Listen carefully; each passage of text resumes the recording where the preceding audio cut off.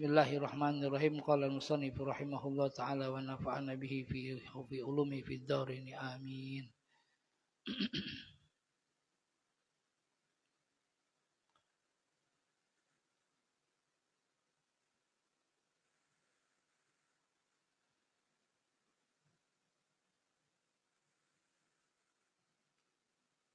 Fa in qulta, maka jika bertanya siapa engkau,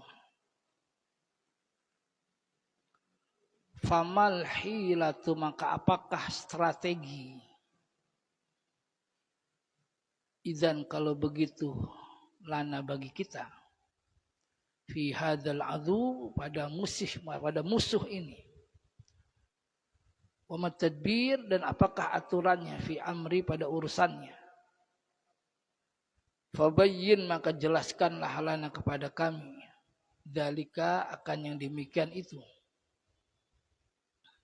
Fa'lam, maka ketahuilah oleh engkau, anna dzakarna, sesungguhnya kami telah menyebutkan, fima, pada sesuatu, taqaddam, yang telah terdahulu, anna amruha, bahwa sesungguhnya urusan untuk khilah itu asirun, sulit. Itu asirun, sulit. Sa'bun, yang berat. Idla yumkin, karena tidak mungkin, qahruha, apa qahruha, menundukkan nafsu, bimarratin, hanya sekali saja.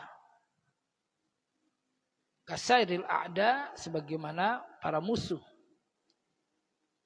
Idhiya, karena sesungguhnya nafsul ammarah itu matiyatun merupakan kendaraan, wal alat, dan alat, kendaraan dan alatnya setan. Wakil, dan dikatakan inna a'rabiyan da'a lil insanin. Inna a'rabiyan, sesungguhnya seorang Arab itu da'a, telah berdoa, lil insan, kepada manusia, bi khairin, dengan kebaikan. Bi khairin, dengan kebaikan.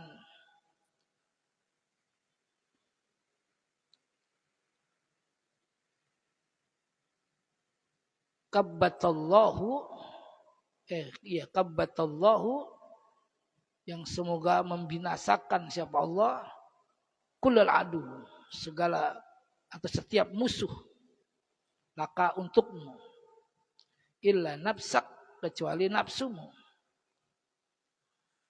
illa nafsak, kecuali nafsumu, wala yumkinu, dan tidak mungkin, apa ihmaluha, wala yumkinu, dan tidak mungkin, apa ihmaluha, menyepelekan alat,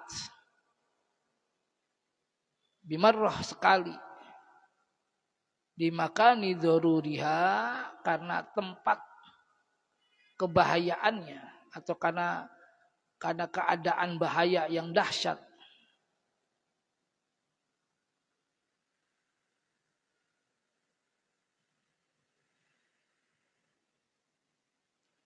Fahtahtaju, maka butuh siapa engkau, ila tariqin, pada sebuah cara,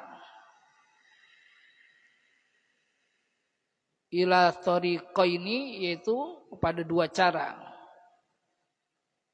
Turabbiha, yang mengatur siapa engkau akan tariq, wa tuqawiha, dan yang menguatkan siapa engkau akan tariq, akan atau turq, ya, biqadri ma tahtamil, sesuai dengan apa yang kamu mampu, fi'la kulli khair, akan segala kebaikan, wa tad'afuha, dan melemahkan siapa kamu akan nafsu, wa tahsabuha, dan mengekang siapa kamu akan nafsu, ala haddin,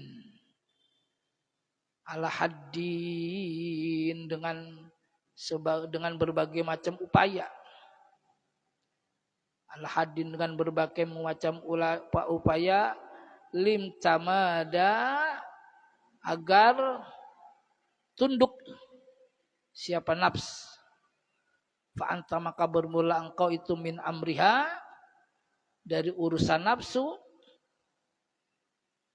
fi alajin dalam masalah dalam pengobatan fi alajin syadidin dalam pengobatan yang berat wa nadrin dan dalam pandangan latifin yang halus. Jadi artinya para ulama salafus shalih ketika dalam hal ini Imam An-Ghazali ketika ditanya famal hilah idzan lana fi hadal adu wa matadbir fi amri fabayyin lana. Nah, Imam An-Ghazali saja mengatakan lo memang urusan menundukkan nafsu itu beratnya luar biasa. Karena hampir tidak mungkin menundukkannya sebab musuh ini kadang-kadang mengendarai iblis ini atau musuh kita ini kendaraannya ya nafsu, kendaraannya itu adalah untuk ada di dalam tubuh kita. Jadi bagaimana kita bisa menundukkan ya bicara nafsu, kita punya nafsu. Makanya disinilah zikir, ngaji, ibadah, kebaikan demi kebaikan itu insya Allah kalaupun ada nafsu ammarah tapi nafsu yang bisa tertata dengan baik. Jadi enggak sembarangan gitu. Jadi enggak langsung brol-brol sebuah nafsu itu diikuti. Ya, karena idla yumkin tidak mungkin qahruha menundukkannya. Bimarrah kasadil a'da. Dia enggak cukup sekali, bahkan marot terus berulang. Maka salah satu menundukkannya kayak kita maksa diri dalam zikir. Maksa diri dalam majelis. Maksa diri dalam bersodakoh. Itu dalam rangka upaya menundukkan nafsu itu. Karena kalau bicara nafsu, yang enak ya udah leha-leha, selonjoran, nonton TV, ngopi. Yang habaan mansur, yang hampir upaya itu nggak ada manfaatnya. Nah saat itu kita ikuti maka iblis teriak, sudah kamu udah bagus seperti ngapain kamu capek-capek, gitu loh ya. Nah tapi kita tundukkan, enggak, saya mau zikir, saya mau cari pahala, minimal ada kesempatan waktu kok, toh saya masih bisa berbuah pahala. Kalaupun kita berharap pahala dunia mudah-mudahan terwujud. Kalaupun tidak, pasti Allah catat sebuah pahala akhirat yang luar biasa. Nah ini menundukkan nafsu nih ya. Dengan cara berbagai macam kebaikan demi kebaikan. Maka orang Arab sendiri mengatakan kabatallahu lakul adu. Semoga Allah hancurkan. Allah binasakan. Illa nafsak. Kecuali nafsumu. Ya kalau dihancurkan nafsu, ya nafsu kita mati juga. Nggak bisa. Ya. Yang ada adalah nafsu amarah yang kita kekang, tapi nafsu yang sifatnya mutmainnah biarin. Ya, insya Allah berkah buat dunia kita dan nanti bekal menuju akhirat. Jadi ya memang harus dipaksa ya, sehingga memaksa dalam kebaikan akan merupakan momen terpenting dalam kebaikan kita itu sendiri ya. Naam summa qad dzakarna fi amriha. Naam summa kemudian qad dzakarna sungguh kami telah menyebutkan fi amriha dalam urusan nafsu. Anna antul jimaha agar mengendalikan siapa kamu akan nafsu bilijami takwa yaitu dengan tali kendali takwa. Nah ini ya. Salah satu pengendalian nafsu itu bilijami takwa dengan tali kendali takwa. Wal wara' dan wara' litahsulal faidatin litahsula agar mendapatkan siapa kamu al faidataini dua faidah. Jami'an secara bareng-bareng ya. Jadi salah satu kendali atau mengendalikan nafsu adalah takwa. Nah, takwa itu ternyata tidak cukup tapi warok, ya, sehingga ada dua manfaat. Kalau takwa kita ini hubungan kita dengan Gusti Allah, di mana jaga sholat, jaga ibadah, jaga kebaikan, terus-terusnya takwa, ya. Makanya kan secara definisi imtisalu awamirihi wajtinabu nawahih, kan takwa gitu. Melakukan segala perintah, menjauhkan segala larangan itu. Tapi kata Imam Ghazali nggak cukup takwa, tapi harus waro. Ya. Apa arti waro? Orang takwa itu bukan berarti orang susah, enggak. Orang takwa itu orang kaya. Dia bisa sodako kan gara-gara punya duit kan begitu. Itu takwa. Dia bisa ngaji gara-gara badannya sehat. Dan itu kan takwa. Ngaji takwa, sodako takwa, zakat takwa, upaya takwa kan gitu. Sholat sekian ratus rakaat, zikir sekian ribu, itu kan upaya takwa namanya. Nah, orang takwa bukan lemah, bukan lemes, bukan miskin, kaya dia. Maka harus dibarengi dengan waro, ya kan? Dalam artian waro, ya kita kaya tapi nggak sombong, gitu aja maksudnya. Kita kaya, kita sehat tapi jalannya jalan ibadah, jalan takwa, ketimbang kita pelisiran sana, pelisiran sini, healing sana. Alah, apa sih yang didapat kan begitu? Ya capek nggak karuan. Kalau kita hilang-hiling dalam rangka ngaji, zikir, ziarah, itu masih mending. Ya, sama jalannya, tapi yang satu jalan menuju akhirat, gerak kakinya sama, tapi yang satu gerak kaki bisa nambah barokah, yang satu gerak kaki cuma bikin capek dan stres, kan gitu. Sama kuatnya, tapi kalau yang waro buat kebaikan. Nah gitu ya. Jadi definisi ini mudah-mudahan dalam rangka mengendalikan nafsu amarah itu ya tadi tuh takwa sama waro. Jadi litahsula faidatin jami'an. Sehingga kita dapat apa faidahnya? Faidahnya yang jelas Allah berikan kita pahala dunia, juga demikian pahala akhirat. Nah, takwa itu menjamin untuk pahala akhiratnya. Kalau waro untuk dunianya. Ya, dengan sendirinya orang yang waro, orang senang. Satu saat baginda Nabi Shallallahu Alaihi Wasallam ditanya oleh seorang sahabat, ya Rasulullah, dzullani ala amalin yuhibbuhullah wa yuhibbun nas. Wahai Rasul, coba sih saya diajarin satu amal, satu perbuatan yang kalau saya lakukan Allah senang, dan manusia senang, manusia juga senang. Apa itu?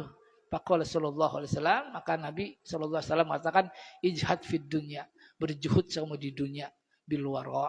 Atau kama qala Nabi sallallahu alaihi wasallam, dunia itu boleh kita lakukan, tapi harus bersungguh-sungguh, tapi dengan kondisi wara. Yuhibbukan nas wa yuhibbukallah. Yuhibbukallah wan nas, nanti Allah senang, manusia juga senang. Jadi istilah ijhad fid dunya, kemudian wara terhadap urusan dunia, Allah senang. Ijhad atau berjihad ini yaitulah takwa, ya kan? Apa takwa itu? Ya kita ijhad dalam bahasa Rasul, kita ngaji, kita zikir, kita sedekah, apa yang kita punya kita berikan semaksimal mungkin. Kalaupun kita masih normal, alhamdulillah. Tapi mohon maaf untuk yang sifatnya hura-hura, apalagi maksiat, dosa, saya pinggirkan dulu, kan gitu. Itu namanya ijhad. Dalam bahasa Imam Ghazali, takwa. Nah, jihad yang terbaik untuk ibadah, lalu waro. Nah, kata Nabi, kalau dua hal ini, jihad dan waro, atau takwa dan waro, bahasa Imam Ghazali punya faidah dua, dunia akhirat. Bahasa Rasul, yuhibbukallah wa yuhibbukan nas. Nanti Allah akan senang. Pun orang di sekitar kita akan senang dengan kita. Ya, artinya gini, dalam kehidupan kita ini nggak usah terlalu berjibaku ngoyo gitu loh ya. Ini ada ini, kalau perlu kita duluan. Alas, ngapain sih gitu kan?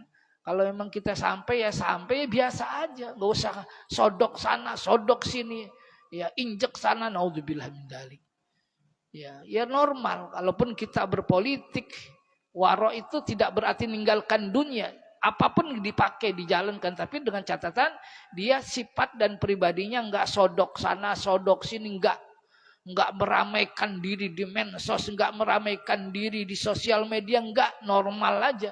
Karena ada satu keyakinan kalau Allah akan naik, angkat pasti naik. Tapi tetap ada upaya gitu ya. Dan itu namanya waro. Dan insya Allah dua hal ini sangat bisa nundukkan nafsu amarah. Amin ya rabbal alamin. Na'am fa in qulta inna hadhihi dabatun, fa in qulta maka jika mengatakan siapa engkau, inna hadhi sesungguhnya ini itu dabatun jamuhun, kendaraan yang apa namanya, yang hebat ya, kendaraan yang berat, jamuh ya, wabahimatu su'bah, kemudian bahimah atau binatang yang keras, saki satun yang tapi dia punya keburukan yang jelek, la tanqadu yang tidak akan tunduk, lili jamin pada sebuah pecutan, famil hilah, maka bagaimana upaya kita fiha pada sesuatu, fiha padanya, hatta tumkinuna minha, hatta tumkinuna sehingga kita memungkinkan akan menguasai minha daripada dabah. Jadi istilahnya Imam Ghazali mengatakan hadhi dabatun majmuh, ini kendaraan yang kendalinya hebat benar, hewan yang terkendalinya dengan berat, bahimatu su'bah, hewan liar istilahnya gitu ya. Bagaimana ini? Fa'lam, maka ketahuilah, annaka sesungguhnya engkau fiha pada masalah nafsu amarah itu shadiqun, benar. Wal hilatu, dan bermula strateginya, tadliluha, yaitu mengendalikannya, hatta tanqada, sehingga bisa tunduk apa binatang tadi, lili jamin, dengan sebuah tali ikat. Nah karenanya binatang seberat apapun namanya binatang, sesangar apapun tuh sapi, tuh kebo, itu ya tetap binatang. Karenanya cari strategi bagaimana diikat yang dia tidak lagi bergerak, istilahnya gitu ya. Sekarang kan ada tuh penemuan dari para juleha ya, juru sembelih halal. Sapi segede apapun ternyata untuk menjatuhkannya nggak kudu berat-berat. Ya, cukup diikat di daerah leher sama di daerah perut, ditarik, dia glosor sendiri, belum, nah gitu kan. Nah, dulu kan susah bener tuh, wah dengan susah payah. Ternyata sekarang dengan teknik dan diketahui titik lemah daripada sapi yang gede kayak apapun, itu ternyata bisa glosor sendiri, ya. Setelah glosor, tinggal kita ikat, potong dah, kan gitu. Nah, yang terbaik kita seperti itu menguasai. Jadi nafsu itu Masya Allah ya, upayanya berat memang. Tapi sekali lagi, ikatlah dengan kekuatan iman dan takwa, wabil khusus waro. Dan waro ini kalau ibarat teknik pemotongan atau penyembelihan sapi, tanpa harus bersusah payah.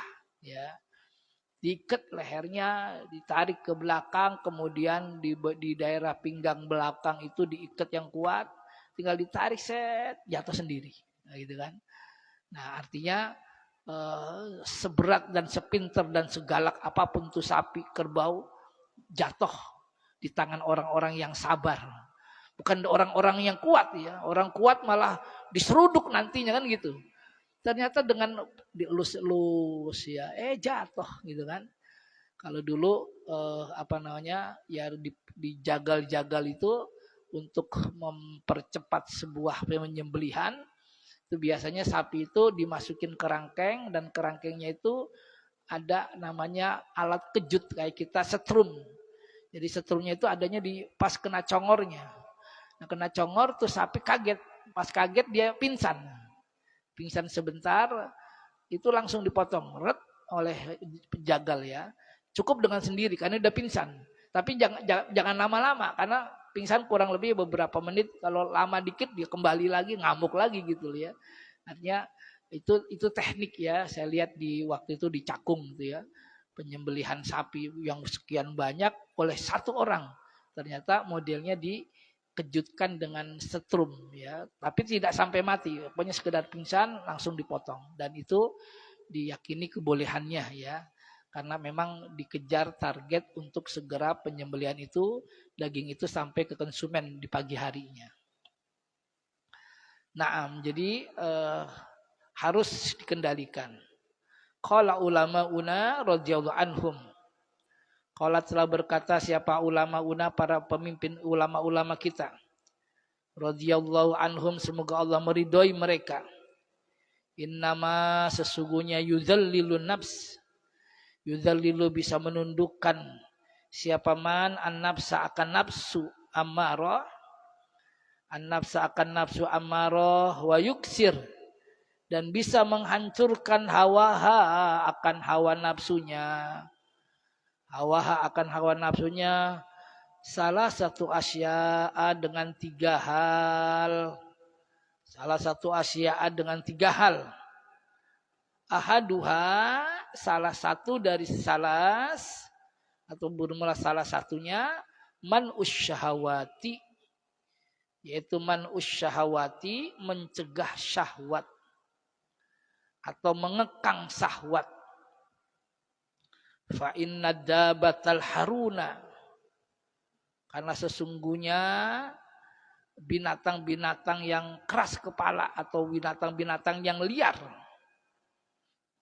talinu, itu bisa lunak atau bisa tunduk, idza nukiso, apabila dikurangi, min alafiha, dari makanannya ya. Nah, yang pertama menurut ulama-una, ya udah pasti ulama-ulama sufi dan ahli thariqat ya, kita bisa kok ngurangi syahwat.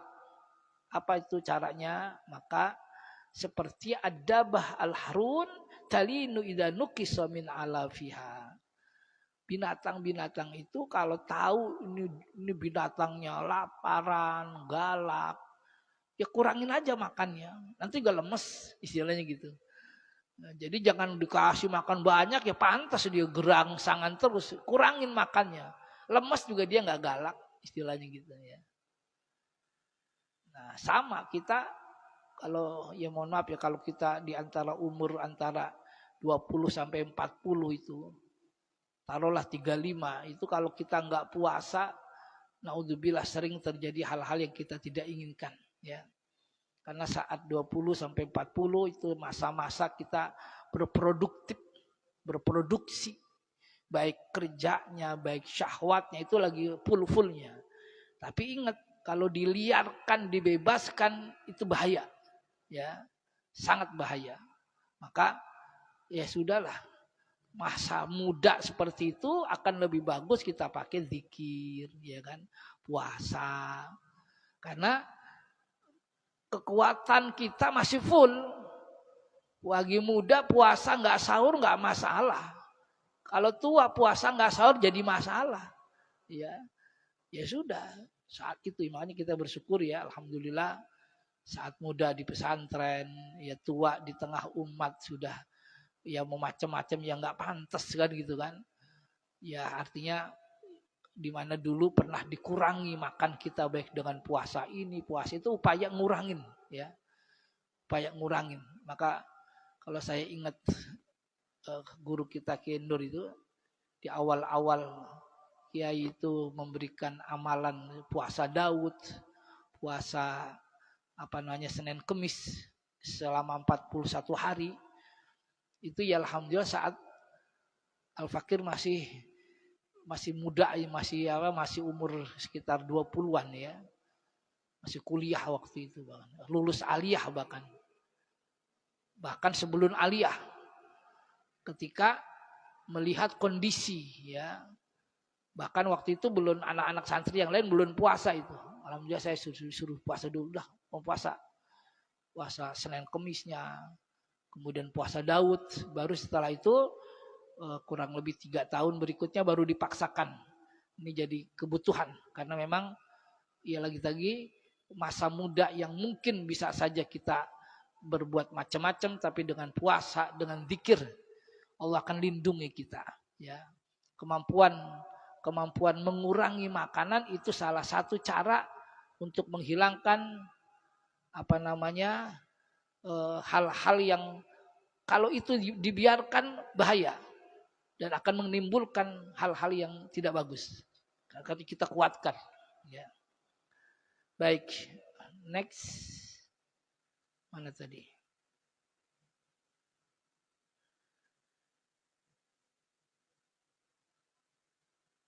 Wasani ya. Wasani yang kemudian yang kedua hamlul asqalul ibadah. Wasani yang kedua itu hamlu membebankan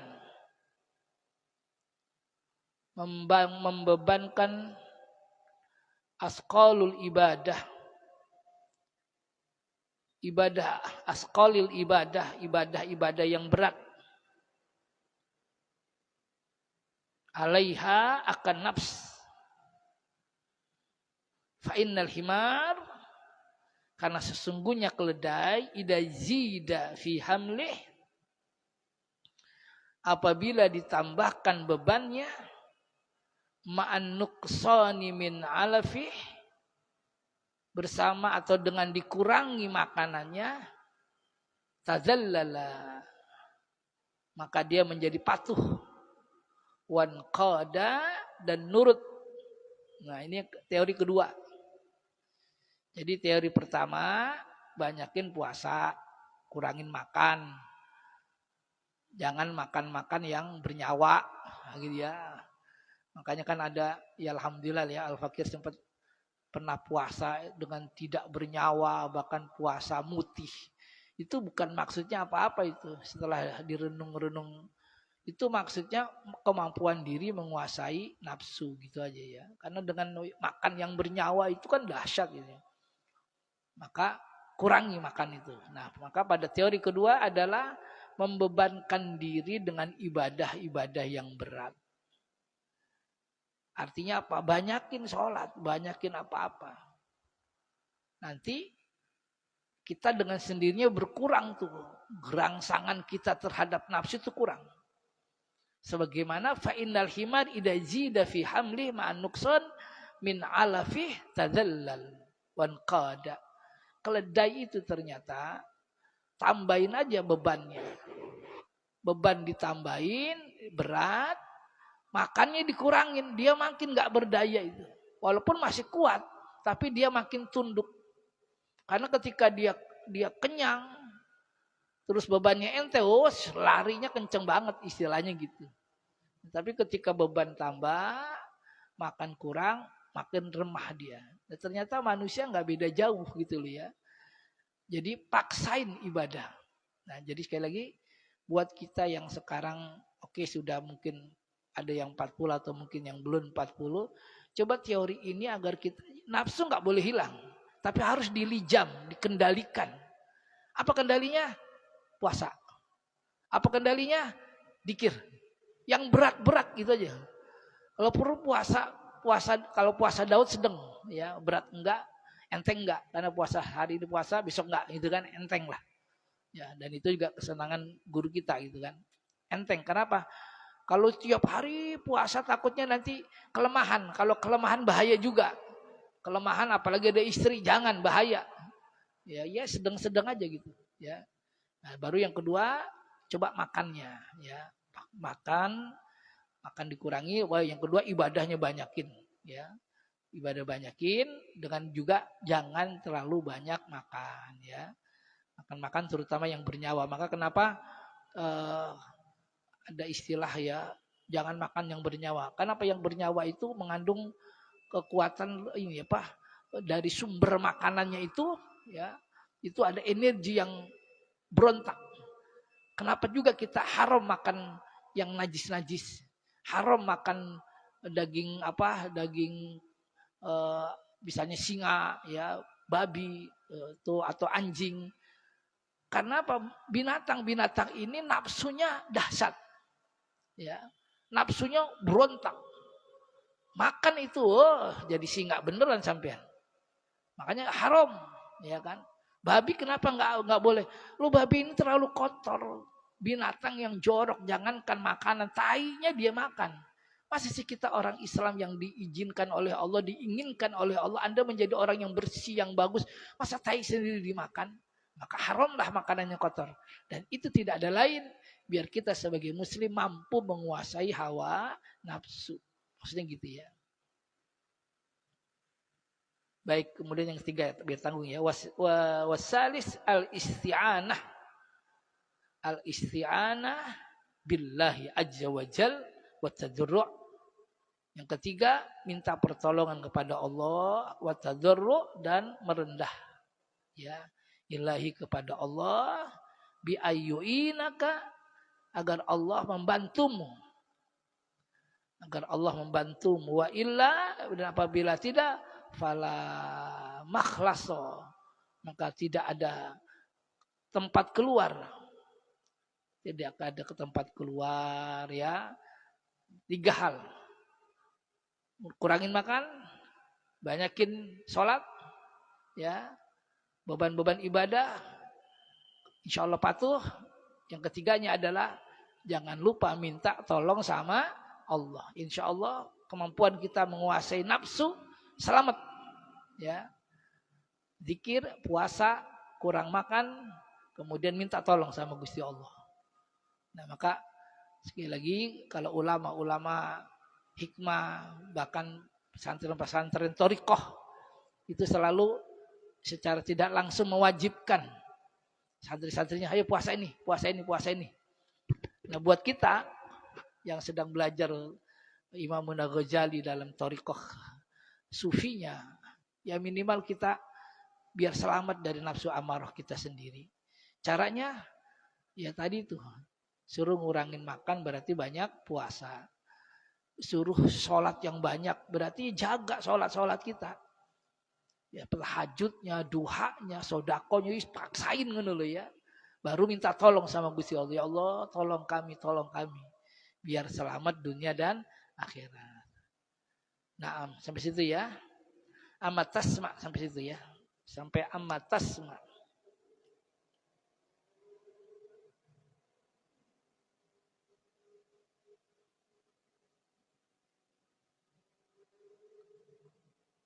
Bismillahirrahmanirrahim.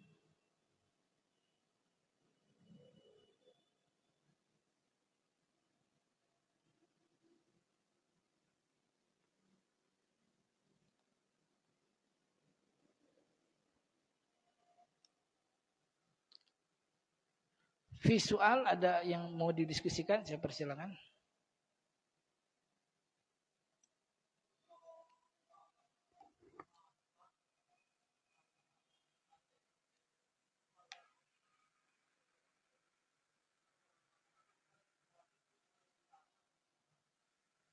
Ngurangin makan dalam artian ya puasa ngono lho.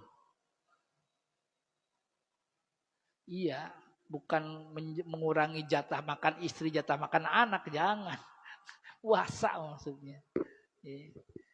Puasa ya, kalaupun kita makan kan makan yang hanya sorenya gitu ya. Jangan dikurangi jatah istri, nanti malah lari dia, ya. Bismillah ya. Wallahu a'lam bishawab. Assalamualaikum warahmatullahi wabarakatuh.